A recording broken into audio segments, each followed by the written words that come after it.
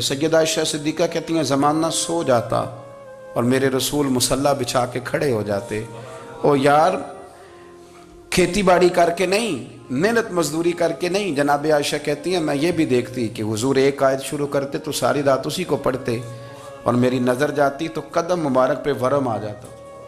یار نماز پڑھ پڑھ کے، اتنی مشقت کر کے، اتنی جد و جہد کر کے ورم آ گیا، یا رسول اللہ اتنی محنت کیوں کرتے ہو؟ فرمایا افلا اکون عبدا شکورا، کیا میں اپنے رب کا شکر گزار بندہ نہ بنوں؟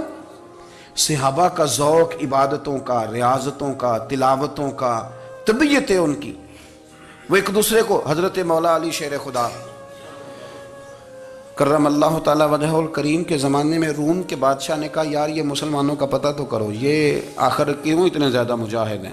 اس زمانے میں جاسوس بھیجنے کا مزاج تھا، اب تو جاسوس پکڑا جاتا ہے، اب تو جاسوس ہو، اور جاسوسی کا شوق ویسے آج بھی ہے۔ عرض کروں تھوڑی سی بات اس عنوان سے، پتہ ہے کیا ہمارا مسئلہ ہے؟ ہم جہاں جاتے ہیں نا وہاں تھوڑی خوشبو سونگنے کی کوشش کرتے ہیں، وہ کیا ہے تو یہ کیا ہے تو ادھر کیا ہے تو تھوڑا سا ادھر کیا ہے۔ میرے رسول پاک پڑھیے درود شریف، سارے پڑھیے ذرا زور سے، صلی اللہ تعالی۔ نبی پاک علیہ السلام نے فرمایا جاسوسی نہ کرنا ورنہ تم بندوں کو خراب کر دو گے، اور فرمایا اس طرح نہ ہو کہ تم کسی کے اب کھول نہ نکلو تو تمہارے پہلے کھول جائیں۔ یہ جو ذوق ہے نا یہ ختم کریں، چھوڑیں، مطلب آپ کس چکر میں پڑے ہوئے ہیں؟ اتنی زیادہ توجہ کرنے کی کیا ضرورت ہے؟ اپنے کام سے کام رکھیں، اس میں بندہ تھوڑا سا نا آسان رہتا ہے۔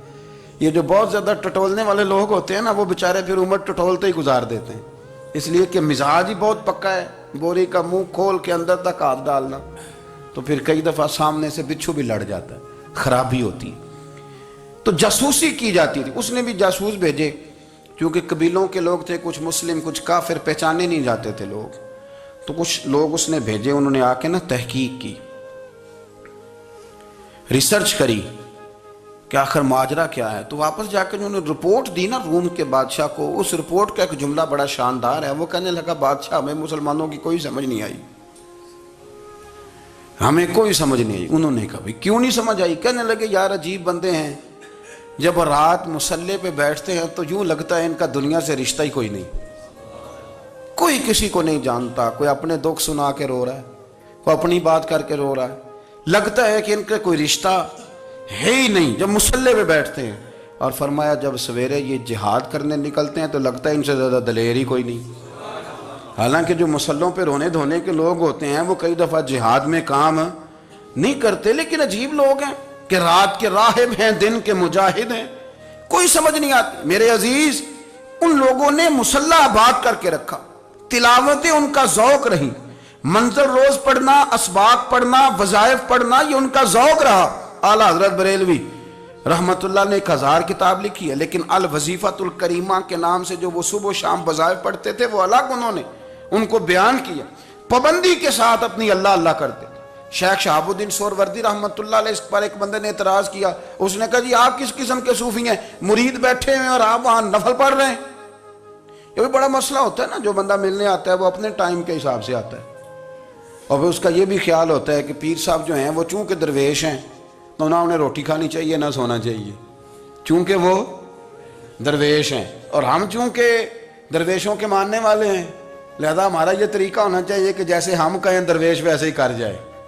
حالانکہ جس کو آپ درویش کہیں گے آپ اس کی مانیں گے، آپ منوائیں گے نہیں، تو ہمارا مزاج ہوتا ہے۔ شیخ شہاب الدین پر لوگوں نے اعتراض کی، حضور لوگ ملنے آئے ہیں، زیارت کرنے آئے ہیں، بندے دعا کرانے آئے ہیں، اللہ اللہ کرانے آئے اور آپ نفل پڑھ رہے ہیں، کیا جملہ ہے، کیا حسن ہے، کیا خوبصورتی ہے۔ فرمانے لگے رب رسول سے مانگنے کے لیے مصلی بچھایا ہے، اگر وہاں سے مانگوں گا نہیں تو تمہیں دوں گا کیا؟ پہلے مجھے کچھ لے تو لینے دو، اگر میرے پلے کچھ ہے ہوگی تو آگے دوں گا نا، تو میں مانگنے گیا تھا کہ یا اللہ دے تیرے بندے لینے آئے، دے تو میں کچھ لوں گا تو آگے دوں گا نا۔ لیکن ہمارا یہ سٹیٹس، یہ مزاج، یہ شعور نہیں ہے، گپیں، کہانیاں، داستانیں، گفتگو، خطابت، واز، کیا بات۔ لیکن اگر کچھ کرنے کا کام ہو تو وہ نہیں ہم سے ہوتا۔ میرے نبی کریم علیہ السلام نے مصلی سے دل لگانے کا درس دیا، حضور نے توجہ دلائی، صحابہ اس ذوق کے حامل لوگ تھے، وہ کوشش کرتے تھے جناب صدیق اکبر رضی اللہ تعالیٰ عنہ کا عبادت کا مزاج ہمیشہ قائم رہا. حضرت عمر فاروق ساری رات اللہ کے حضور کھڑے رہے. حضرت عثمان غنی رضی اللہ تعالیٰ عنہ عشاء کی نماز پڑھ کے 2 رکعتوں کی نیت باندھتے تھے. 15 سپارے پہلی رکعت میں پڑھ دیتے تھے اور 15 سپارے قرآن مجید کے دوسری رکعت میں پڑھ دیتے تھے. آپ نے نا حضرت عمر فاروق کے وصال کے بعد ان کی ایک بیوہ سے نکاح کیا. حضرت عثمان غنی نے نکاح کیا. وہ خاتون آپ کے نکاح میں آئیں تو عرض کرنے لگیں امیر المومنین میرے لیے اعزاز تو بہت ہے کہ میں امیر المومنین کی بیوہ تھی تو امیر المومنین کی منکوحہ ہو گئی ہوں، لیکن حضور نہ تو میں جوان ہوں کہ میرے اندر رغبت ہوتی اور نہ میں اب اس قابل ہوں کہ کوئی خدمت کر سکوں، میرے ساتھ نکاح کی وجہ کیا بنی؟ تو عثمان غنی رو پڑے. فرمانے لگے میں نے عمر فاروق کو مسجد میں اپنے رب سے ڈرتے ہوئے دیکھا ہے، میں نے اسے روتے ہوئے دیکھا ہے، عدل کرتے دیکھا ہے، انصاف کرتے دیکھا ہے، امت کی خیر خواہی کرتے دیکھا.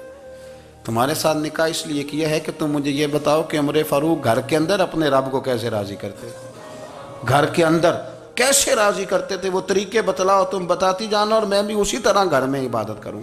میرے رسول کریم علیہ السلام نے ارشاد فرمایا، حضور فرمانے لگے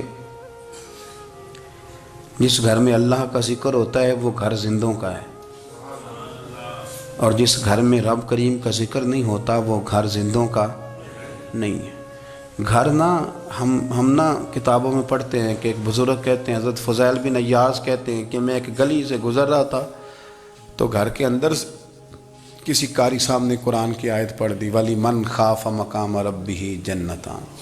میں تے میرے کانوں سے ٹکرائی تو اللہ نے میری کایا ہی پلٹ دی، میں توبہ کر گیا. اب گھر کے اندر سے آواز آئے تو صحیح نہ تلاوت کی، پر اندر سے آواز آتی نہیں، یا ڈیک بجنے کی آواز آتی ہے، یا ٹی وی چلنے کی آواز آتی ہے، یا دھوم مچانے کی آواز آتی ہے. عبادت کا وہ جو خاص شوق تھا، وہ جو حسن تھا، وہ جو توانائی تھی، وہ جو بات تھی. ایک جگہ پہ ہم بیٹھے تھے تو وہاں ایک صاحب آئے اور انہوں نے آتے ہی کہا کہ مہربانی کریں ذرا مجھے مصلی دے دیں، میرے نہ کچھ نفل رہ گئے.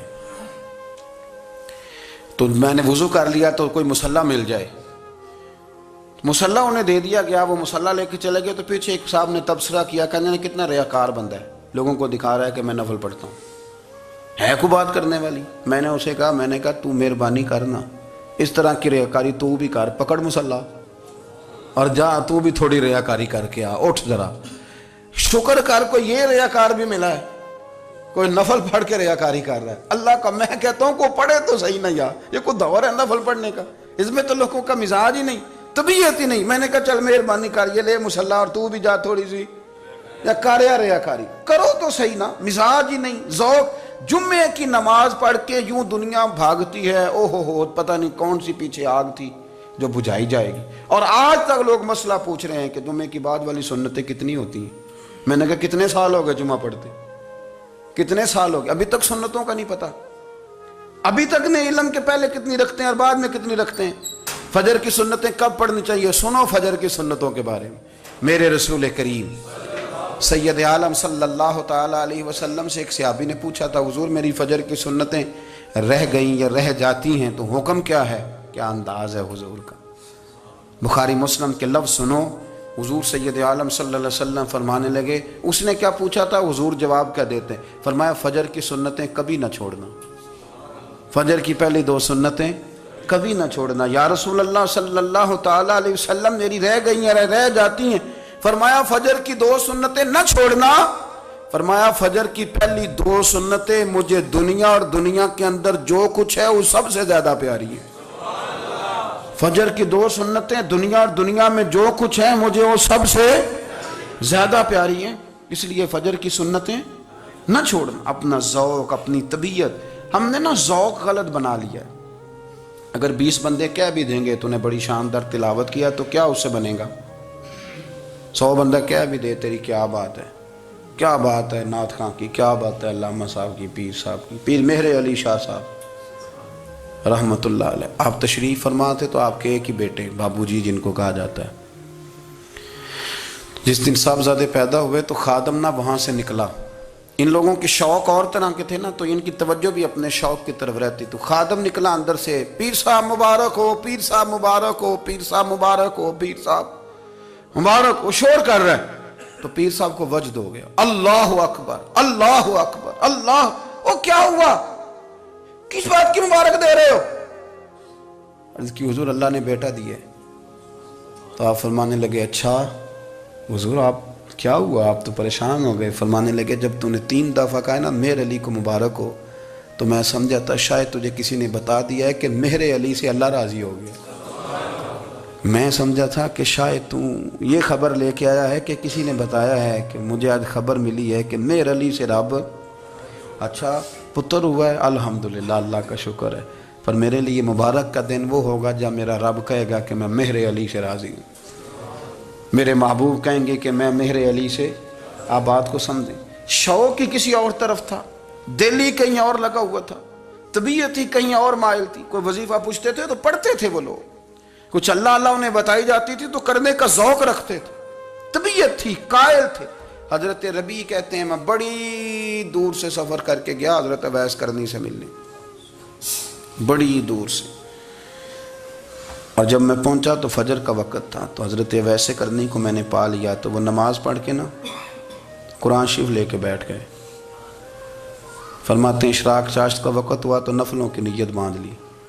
محدث ابن الجوزی نے لکھا ہے، فرماتے ہیں پھر جب زوال کا وقت ہوا تو مسجد میں جھاڑو دینے لگ گئے، زور کی نماز پڑھ کے تو عصر کی تیاری تک وہ مسجد میں بیٹھے رہے، اور میرے نبی پاک علیہ السلام نے فرمایا جو نماز کے انتظار میں بیٹھا ہو وہ نماز ہی میں ہے، وہ نماز ہی میں ہے۔ فرمایا میری دنیا میری امت کی جو رہبانیت ہے نا وہ اتنی ہے کہ نماز کا انتظار کرے، اذان کے بعد نماز کا یہ راہب ہیں، یہ اس وقت چھوڑ کے بیٹھے ہیں سارا کچھ۔ فرماتے ہیں عصر تک انہوں نے اللہ اللہ کی، پھر مغرب تک کی، عشاء کی نماز ہوئی تو نماز پڑھی تو وہ تھک گئے، اب مجھے وہ فارغ ہوں مصلی چھوڑے تو میں ملاقات کروں نا۔ یہ آپ حیران نہ ہوں کہ اتنی دیر بندہ کیسے اللہ اللہ کر، ہم نے کی نہیں نا اس لیے ہم پریشان ہیں، جو عادی ہوتے ہیں وہ کر بھی لیتے ہیں، وہ یہ کام۔ میری بات کی سمجھ آ رہی ہے؟ جب جاتے ہو کسی دفتر میں تو 8 گھنٹے کھڑے رہ لیتے ہو نا، مجبوری ہوتی ہے تو کھڑے رہا جا سکتا ہے۔ پاسپورٹ کے دفتر بولیے، امیگریشن کی لائنوں میں، اور میں نے تو امبیسیوں میں بندے 12 گھنٹے پہلے جا کے کھڑے دیکھیں، رہ لیتے ہیں کھڑے۔ تو اگر ان کاموں کے لیے رہا جاتا ہے تو اللہ رسول کے لیے بھی کھڑے رہا جا سکتا ہے۔ تو فرمانے لگے کہ جب عشاء کی نماز کے بعد آخر انسان تھے، تھک گئے، نیند کا غلبہ ہوا تو تھوڑی ایسے آنکھ بند ہوئی تو کھلی تو رونے لگے۔ حضرت ویسے کرنی رو کے کہنے لگے مالک مجھے غافل تو نہ کر، ابھی میں نے کیا بھی کچھ نہیں، دن ختم ہو گیا، کوئی نفل نہیں، کوئی اللہ اللہ نہیں، اللہ مجھے غافل نہ کر، میری مدد فرما۔ فرماتے ہیں جب وہ روئے تو میرے ساتھ جو شخص تھا میں نے کہا اٹھو چلیں، کہنے لگا حضور ملنا نہیں، فرمایا جو میں لینے آیا تھا وہ مجھے مل گیا ہے، جو میں ان سے سیکھنے آیا تھا وہ مجھے نصیب ہو گیا، اب اور میں نے کیا لینا، ختم ہو گئی بات، اٹھو چلیں۔ اللہ کے بندوں نے حضرت ربیعہ بن کعب اسلمی رضی اللہ تعالیٰ عنہ فرماتے ہیں، کہتے ہیں جب بنو قریظہ اور بنو نذیر یہودیوں کے ساتھ حضور علیہ السلام نے جنگ کا اعلان فرمایا تو وہ دشمن ہو گئے، ہمیں خطرہ تھا کہ وہ رات کو کہیں محبوب کو تکلیف نہ دیں، تو کچھ لوگ نا تلواریں لے کے نبی پاک کے دروازے پہ پہرے داری کرتے تھے۔ گن مین رکھنا حرام نہیں، اگر کسی کو واقعی خطرہ ہو تو اس کے لیے سنت بھی ہے۔ حضرت علی المرتضیٰ تلوار لے کے حضور کے گھر کا پہرا دیتے تھے۔ حضرت ربیعہ بن کعب اسلمی رضی اللہ تعالیٰ عنہ فرماتے ہیں کہ رات میری ڈیوٹی تھی کہ میں حضور کے گھر کا پہرا دوں گا، تو فرماتے ہیں میں باہر سن رہا تھا، ساری رات ہی میرے نبی پاک نے اللہ کی تسبیح پڑھی، ساری رات، کبھی تسبیح، کبھی تحلیل، کبھی تحمید، کبھی تکبیر، ساری رات۔ فرماتے ہیں ساری رات حضور پڑھتے رہے اور ساری رات ہی میں سنتا رہا، مجھے اونگ آ گئی، میری آنکھ لگ گئی، حضور ابھی پڑھ رہے تھے، میں تھک کے سو گیا، اور فرماتے ہیں جب میری آنکھ دوبارہ سے کھلی تو میرے کانوں میں پھر کوئی چیز گونجی، تو میں نے کان لگایا تو میرے حبیب ابھی بھی اللہ کو یاد کر رہے، ساری رات حضور رب کی عبادت کرتے۔ اسی لیے تو کہا یا ایھا المزمل قم اللیل الا قلیلا، حبیب ساری رات تو نہ جاگا کا، تھوڑا آرام بھی کر لیے گا۔ میرے بھائی اپنا مصلی، اپنی عبادات، اپنے وظائف، اللہ اللہ جو آپ نے کسی سے سیکھی ہے اس کو کبھی کمزور نہ ہونے دیں۔ شجرہ شریف جو کسی بزرگ سے آپ لے لیتے ہیں تو کیا رسم ہے کوئی؟ اس پہ کچھ لکھا ہوتا ہے، وہ پڑھنے کے لیے دیا جاتا ہے، اس پہ لکھا ہوتا ہے کہ یہ اللہ اللہ آپ نے کرنی ہے۔ ساری زندگی کسی اسکول میں داخل ہو گئے اور وہاں جا کے آپ نصاب ہی نہ پڑھیں، کتاب ہی نہ کھولیں تو پاس ہو جائیں گے؟ وہ کہتے ہیں میں 20 سال جاتا رہا ملا کچھ نہیں. تو آپ نے لیا کیا ہے؟ ایک اتنی سی کتاب تھی، اس کو تو کھول کے آپ دیکھ نہیں سکے، اس کے وظائف تک تو رسائی نہ ہوئی. اس لیے کہ اللہ اللہ کرنا مشکل ہے اور تصویر کھنچانا یہ آسان کام ہے. تو جو آسان ہے اس طرف ہماری توجہ لگی رہتی ہے اور جو مشکل ہے اس طرف ہم ذوق پیدا نہیں کرتے. یا ایھا الناس اعبدوا ربکم الذی خلقکم والذین من قبلکم لعلکم تتقون. اے لوگو اس رب کی عبادت کرو جس نے تمہیں پیدا کیا اور تم سے پہلوں کو پیدا کیا، اس لیے عبادت کرو کہ تم پرہیزگار ہو جاؤ گے. مالک سمجھنے کی توفیق عطا فرمائے. مزید اس طرح کے اسلامک بیانات سننے کے لیے ہمارے چینل روشن اسلام کو سبسکرائب کریں اور گھنٹی کے بٹن کو بھی دبائیں.